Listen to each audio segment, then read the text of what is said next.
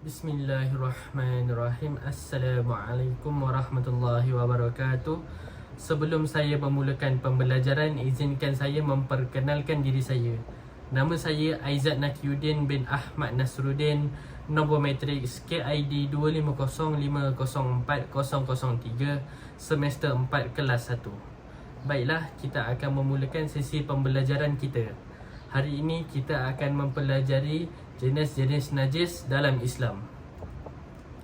Pengenalan najis. Maksud najis. Najis ialah benda kotor yang menghalang sah ibadah seperti solat jika terdapat pada badan, pakaian atau tempat solat. Jika najis ni ada pada diri kita, maka ibadah kita tidak akan sah dan tidak diterima oleh Allah Subhanahu Wa Taala. Antara kepentingan mengetahui najis ialah menjaga kebersihan diri, memastikan ibadah dilaksanakan dengan sah, mengamalkan tuntutan agama dalam kehidupan seharian. Jika kita mengetahui kepentingannya membersihkan najis ini, maka ibadah kita akan selalu diterima oleh Allah Subhanahu Wa Taala, insya-Allah. Seterusnya, pembahagian najis. Najis terbahagi kepada 3. Yang pertama, najis muhaffafah, ialah najis yang ringan. Yang kedua pula ialah najis mutawassitah, najis sederhana. Najis ini di antara najis yang ringan dan berat. Yang terakhir pula najis mughallazah, najis berat. Najis ini antara najis yang paling berat dan cara menyucikannya juga sangatlah mengikut tata tertib. Baiklah, seterusnya najis muhaffafah ialah najis yang ringan. Najis ini dianggap ringan mengikut syarak.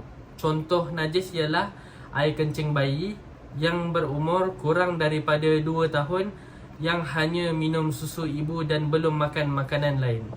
Cara menyucikannya ialah buang kesan najis jika ada, renjiskan air mutlak pada kawasan yang terkena najis. Seterusnya, kita pergi kepada najis mutawassitah, najis yang sederhana. Najis ini tidak tergolong dalam najis ringan atau najis yang berat. Contohnya ialah darah, nanah, muntah, air kencing orang dewasa, tahi manusia dan haiwan. Baiklah, cara menyucikannya pula ialah dengan hilangkan najis yang kelihatan. Jika najisnya masih terlihat pada pakaian, selagi itu ia tidak sah untuk membawa ibadah. Kita perlu membersihkannya. Yang kedua pula ialah basuh dengan air mutlak sehingga hilanglah. Antara ciri-cirinya ialah warna, bau dan rasa.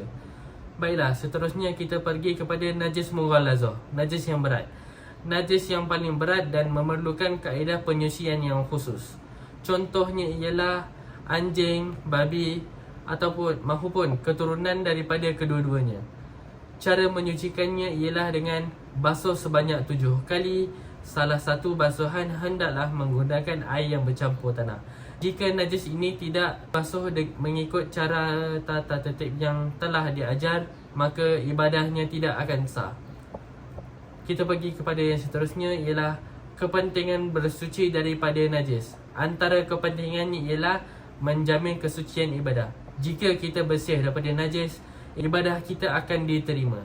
Yang kedua pula, menjaga kesihatan dan kebersihan.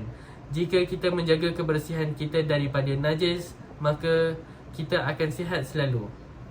Ia juga akan membentuk disiplin diri, akan membersihkan diri dan jauhi daripada najis. Seterusnya ialah melaksanakan perintah Allah Subhanahu Wa Taala. Allah suka orang yang bersih dan jauh daripada najis. Baiklah, rumusan daripada kesemuanya ini ialah najis terbahagi kepada 3, iaitu najis muhaffafah, najis mutawassitah dan najis mughallazah. Setiap jenis najis ini mempunyai cara penyucian yang berbeza. Umat Islam wajib memahami dan mengamalkan cara bersuci yang betul bagi memastikan ibadahnya sah dan diterima oleh Allah Subhanahu Wa Taala. Sekian, itu sahaja daripada saya. Assalamualaikum warahmatullahi wabarakatuh.